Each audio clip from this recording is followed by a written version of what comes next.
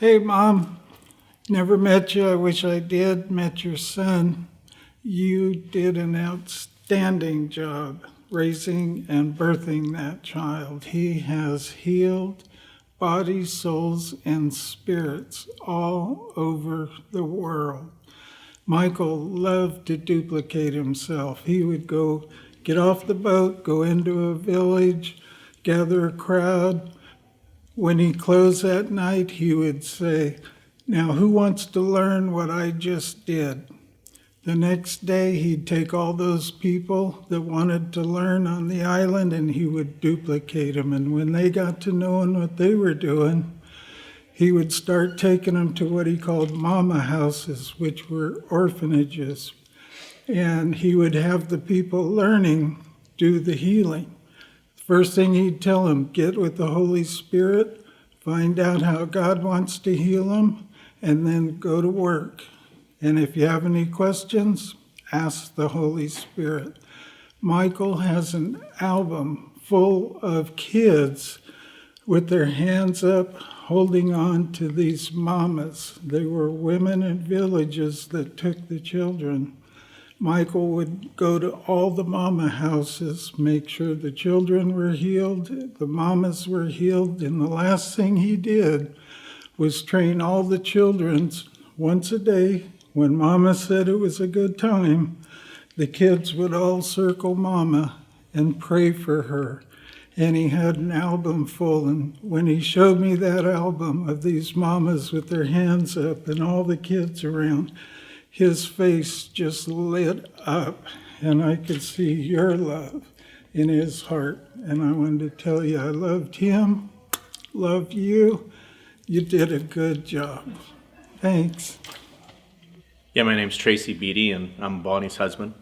And I wasn't here for this story, but Michael and Deborah told us about it right after it was over. And they'd just been ordained, and one of the first weekends after they were ordained is all the pastors at our church had to leave town for some odd reason, and someone called in on Friday, and they were going to have a funeral, and there was nobody to cover, so they asked Michael and Deborah to pinch hit for them and take care of this funeral of this person who didn't come to our church. So they get out there, I think it was on the next day on a Saturday, and they get to the funeral site only to find out that they didn't have the book of order, and they didn't have the information on this fellow who had died. And so Deborah had to run back to the boat to get the book of order and details on who this person was. So Michael's standing there in front of this small group of people, and he's going to have to talk and fill the air until such time that Deborah gets back to, save the day. So they're sitting there, and apparently the fellow had been married a number of times, and they must have still been on good terms with him because all the wives showed up to the actual funeral. So first thing Michael says to the group, he says, the reason we're here today is because Fred is dead. And all the wives, they just shake their heads, and Michael goes, well, what else do we know about Fred? And he looks around and goes, oh, well, we know that Fred loved to be married. And all the wives are just sitting there going, oh, yes, that's Fred. And then not too much longer after that, Deborah shows up with the book of order, and they were able to return to a more traditional service. So it was just one of those fun things, these stories one of these encounters in life that they were able to experience. So it was fun. Great. My name is Bonnie Beatty, and my husband Tracy and I knew Deborah and Michael when they lived in Ventura, and we knew them for several years. And I have this vivid memory. There are so many stories, but I have this memory of going to their boat right before they left. We were going to pray over their journey and all the places they were going, and of course they had that amazing enthusiasm about everything they did. And I remember they were talking to us about the lessons they'd learned so far. And one of them was about being in a kayak together. And they said, it's the best marriage lesson I have ever had. And we said, oh, really? Well, tell us more about this. And they said, well, there were so many lessons, like who sits in the front and who sits in the back. And we laughed. We all laughed so much about the fact that just making a decision, like in any relationship, who's in the front and who's in the back is really important for that moment. And then they said, and then when you're in the front, you get to lead. And you might switch later on, but you're the leader and the other person has to follow. They can't go their own rhythm. They have to go the front person's rhythm. And so they began to share with us this amazing wisdom about marriage through their experience of just learning to ride in a kayak together. And so our life has been enriched by them in so many ways. And it is such a blessing to see how God has fulfilled so many promises in their life in this last season that they had. And we will always celebrate Michael and Deborah. Thank you. My name is Brian Corbin, and I've been going to Dr. Gallagher for a while. I have two doctors I go to, but Dr. Gallagher, and he's amazing. And when I first met him and Deborah, just the warmth of his heart. He's just such a lover. He just knows how to love people and make them feel so special. I watched him, even when he would be helping other people while I was waiting in the room there. He would just give of himself so fully to each person. Like not one person ever felt left out. They always felt special. Each individual person felt like they got the most attention every single moment. It was amazing. And just the way he gave himself so much to love the way he did and care was just amazing. Even myself, I watched many times where he would, again, just be like a dad. He just wanted to just love and just look out for your heart and like, how are you doing? How are things really going? Are you doing okay? Are you sure? And stuff like that. He just is amazing. And there was times where I would come to the house and just be hanging out. And he knows that I love dogs. I love dogs.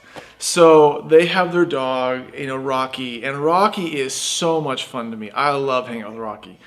And so there'd be times he would be on the phone with me and I'd talk to him. And he'd like, I think you need time with Rocky. I'm like, oh, okay. I'm like, so he would literally have me come over. Like they go off on weekend trips somewhere and he'd have me stay at the house the whole weekend with just Rocky alone, just hang out with Rocky and be with Rocky and stuff. And it was the most therapeutic thing for me. I loved it. It was awesome. But he would come back from their trip and then just, be like, how are you doing? I'm like, I'm doing really good. And he's like, okay. But he was just so caring, so heartwarming, always just making sure you were okay and making sure that you were always looked after so well. And even the times when he was, fighting the sickness and stuff in the time that I saw him those times, he would literally be on the table still trying to do adjustments. And go, are you sure you should be doing this? He's like, I can do it. I'm like, okay. But he just would give himself fully. He didn't think of himself in the sense of like in a way that was, he always looked out for those around him so much more. And it's just such an amazing heart. And I'm really grateful for the times I just got to hang out with him and talk with him and just get to know him. Even outside of adjustments and all that stuff, there's just times just getting to hang out with him and just getting to talk with him was just amazing. And so I'm really grateful for the times that I got to experience and spend time with him, and just his wisdom that he shared is just amazing. So thank you so much. Thank you. I was a late friend of Michael's. I got to know him the last few months, actually, of his life. And when Michael was first diagnosed, actually before he was diagnosed, when he was just ill, he asked me to come to the hospital and pray for him, which I had the privilege of doing. And every time I came away, I was so encouraged just by being in his presence. The spirit of Michael was so strong and so positive. And the last time in the hospital, when he had the final diagnosis of the pancreatic cancer, and he was told how long he had to live, and he shared this with me.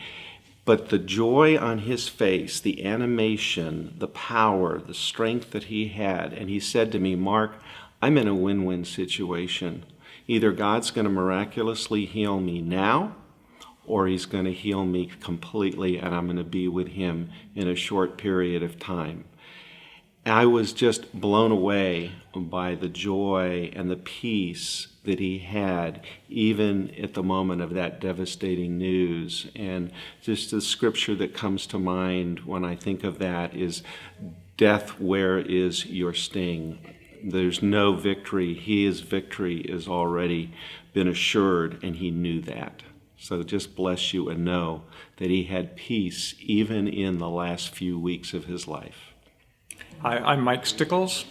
I met Mike when he and Deborah were kind of in their downtime, and Michael moved downstairs for my wife and I, and we'd become friends. And then they bought that house, got back together again, bought that house just a little ways from where we lived in. And I got to help Michael do the garden. In fact, I remember I met you at the house just before Michael passed. And the garden downstairs, I got to help Michael put all together. And it was so easy being with him. I mean, we both sail, we both garden, we both ride motorcycles, we both just do a lot of stuff. The only thing about that, he always did whatever I did better. But he did it in just an awesome way. And I love being around him. He was, one thing he always talked to me about, and he never did get ready to do, he wanted to have those tilapia fish in an aquarium and have all that stuff from the water and all the fertilizer that happens drip down into his tomatoes. And I thought, what a cool idea. But, just one of those little things we're going to be able to do a little later, I think, together. But it was fun being his friend. It just really was. It was so easy to be around and always just smile and full of life. And not just that, I mean, he was such a giver. He's helped both my wife and I chiropractically. And it's almost embarrassing because he way outgives me. It was always he had something to give. Here, try this, do this. Well, don't pay me for it. Just try it and let me know how you feel about it. And that's kind of the way he lived life. And you know what? I think that even though his life was short, we all have so much to learn by that. And I heard so many testimonies earlier today about just connecting with a hug and with love. And I know that's so important, just something natural to him. And that's something I'll never forget. I'm thankful to be his friend. So this is Tanya Sarah. And Michael, I want to read my heart to you because that's what you always listen to. You're one of the papas that God brought to my life here in Bethel. And I don't think anybody in my life has made their way so quickly into my heart like you did. I have you tucked in really deep in here. And I'm so grateful for you. Thank you for speaking into my life and bringing health inside and out. You listened to my story. You hugged me back to life. You caused me to be that daughter right away. I can stand taller. I can sit up straighter. Being around you, you just built that confidence. And you called me smart and brilliant and amazing. And you just picked me up and you heard my every question and whether it was about groceries or whatever it was. You even wanted to have my dogs come and hang out with Rocky. So thank you for those memories. Thank you for the times that you asked me to play the piano and bring heaven to earth in your home for you and Deb and bring that sense of worship.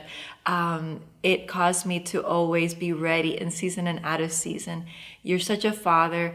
You called that identity in me for the conversations that we had in Spanish, just for you to practice your conversational Spanish and not forget it from your days in the mission field. Thank you for the play date with the Huskies and Rocky. And even though you were wondering what happened to the chickens and the ducks, but they were okay. My heart aches at the loss of such a true gentleman that became a father to me. But I know that you are no longer in pain and you're dancing and just having so much fun with Papa up there. Some things that I remember, besides the doggy play dates and how you looked at me with a father's heart and you infused value and worth for me. And you made me realize that I have an amazing future. Thank you because how you delighted over me in my joyful energy and passionate expression. Even when I thought I was too emotional, you just took it all in and you just looked at me with acceptance. There was always time for a hug. No matter how many patients, it was a hug in and a hug out. It was never an interruption to you. You also stepped in if there was any future prospects to make sure that they were going to be good enough for me. And even though you're not here, I know that you would be watching over me for that. and all the food pictures that I would send of whether this is good or not. I even learned how to do your testing. I did it on you, so that was kind of cool. Passed on that little gift. Thank you for your gladness over my play date with Deb when we went cross country skiing, and that was like really cool.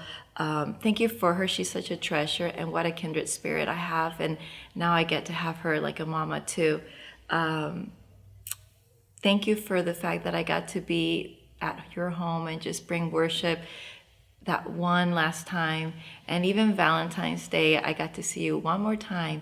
Just a sweet see you later. So thank you so much. I'm just in awe of all that you've done in my life and other people around you. We love you, and we can't wait to see you soon.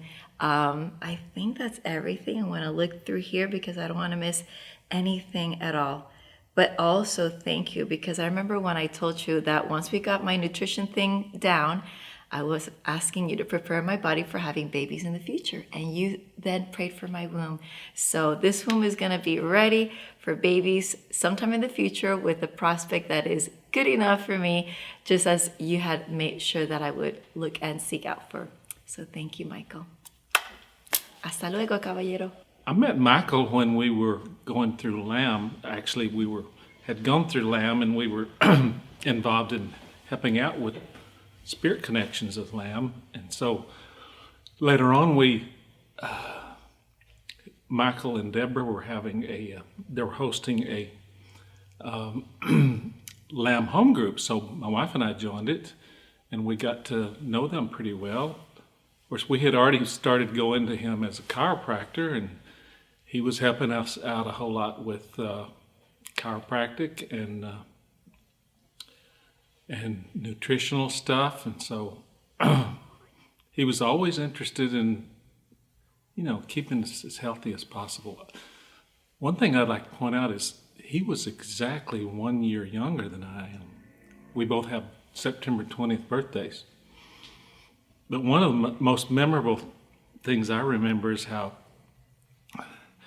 we were talking one day, and he was really interested in making sure we both had good sex lives.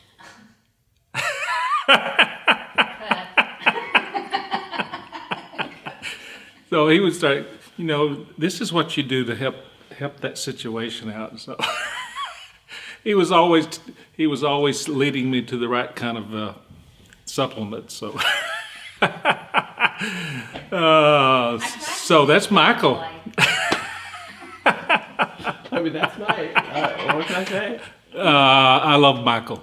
He was awesome. I was there to pray for him the day before he died, and it was so painful seeing him struggling so hard. He just barely could breathe, it looked like, and God told me on the way out that was the last time I'd see him alive. So, love you, Michael. I'm Danielle Young, and I met Michael my first year at Bethel 5 years ago when he was also a first year. We actually met in the great room, which is where the service was held.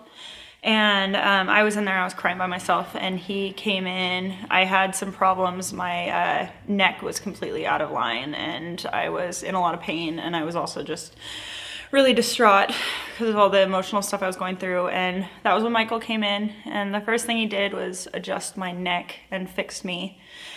And then he basically invited me to become a part of his family. That was around the time that he became my spiritual father, and he just helped me with so many things. I remember I went to him because I was struggling with some eating disorder stuff, and I've struggled with, or I don't anymore. I used to struggle with eating disorder my entire life. And I had a moment, I went to him and I said, I don't understand why I can't lose weight and why I can't be healthy and why I struggle so much with everything, with my ideas of food and what I think about food, and I'm always obsessed with losing weight. And he looked at me and he said, Danielle, do you want to get better? And I was shocked. I was like, well, of course I want to get better. Of course I do. Like, why would you even ask such a question? And he's like, Danielle, like, I understand sometimes we just get so used to the lies that we're believing, and we get so used to these things that we play over and over again in our head. We get in these ruts, and it's safe. And health for you is something that's just uncharted territory, and that just completely opened my eyes. And that was the first time that I really encountered myself in my eating disorder and my responsibility to want to be healthy and want to get better, and to have that desire that you can't just chase after these things for other people, but that you have to do it for yourself, and you have to do it out of love for yourself. And that really is something that I learned from Michael. Thank you. It was such a blessing to know your son, and I love him very much, and I just thank you. Hi, my name is Carrie Grosh, and I'll try to keep this short and sweet. First of all, I love you, Deborah, so much. You are such a gentle and sweet and safe place for everyone to come home to. Your embrace and Michael's embrace literally is like coming home. I just want to say about Michael 2 things. When I first met him in Israel on that trip, I knew you guys a little before then, but when I first really got to know you guys last year in Israel, I was a little uncomfortable by his touchy-feeliness, because I never really had that kind of relationship with my dad. And it honestly made me feel a little scared. And it wasn't about him, it was about me. But getting to know him and coming every week to get adjusted and just being in your guys' home, I think one of the gifts that I'm going to take away from Michael is just being embraced physically and loved by a father, and how safe that felt. I really learned how to be just touched on the shoulder and hugged and embraced and not being scared of it. And he really had and continues in heaven, just such a fathering heart and presence, which I know has been healing to a lot of women in this culture, and men, but especially for the girls who needed a daddy's hug. Michael really provided that. And Deborah, you're a mom, and men and women in this culture need that too. And so you get to carry on as a mother in this environment, and we're so blessed that you're here. The other thing that Michael and Deborah, that you both have given me, is just my journey toward health. The fact that healing in my body with the adjustments and with the standard process that I'm taking in my body, just realizing that there's hope for health, and that you've really both have turned me on to more of the holistic approach to healing. And I just see a consistent theme. It's parenting, it's mothering and fathering, and health. And that's a legacy that both of you will continue on, and many will continue it on generations to come because of what you're releasing. So Redding loves you. I love you. We're so blessed by both of you. I bless your mama, Michael's mama, as you watch this. You did such a wonderful job raising your son. Thank you for what you sowed into his life. And we're sorry that you couldn't be here, but what a blessing that you get to hear all the testimonies of how incredible your son was and continues to be in heaven. So thank you. Love you guys. Hi, Grandma. Hi, Daddy. Here we are. So, Kason would like to share a little bit. Hi, Dottie. Hey, Deborah. I know this is some hard times, but sometimes some unexpected occurrences can happen in life, and all you can do is just handle it the best way you can. And Michael was a loving father. He may not have been able to be there all the time, but he did care and put a lot of love into this world. And it's a shame what happened, but it all has a reason. Would you like to share about your feelings? Well, I just did. So, would you like to share anything? You didn't share anything about your feelings. Okay. Do you want to go up now or not? Do you want to share something about your feelings? That's all I have to say. Okay. Thank you for what you had to say. I would just like to share that I love you. I love you, Grandma. I love you, Deborah. I'm happy to be here, that we could honor Dad's memory. And Grandma, we're holding you in our heart, and we love you, and we're missing your presence. It was a really, really nice memorial. I got to hear from a lot of good people, with lots of good, loving memories to share of Dad. And I got to speak and share also of Dad. That felt good and important. And as you already know, we miss Dad, and we love him, and we're holding him in our heart. And love you so much. Can't wait to see you.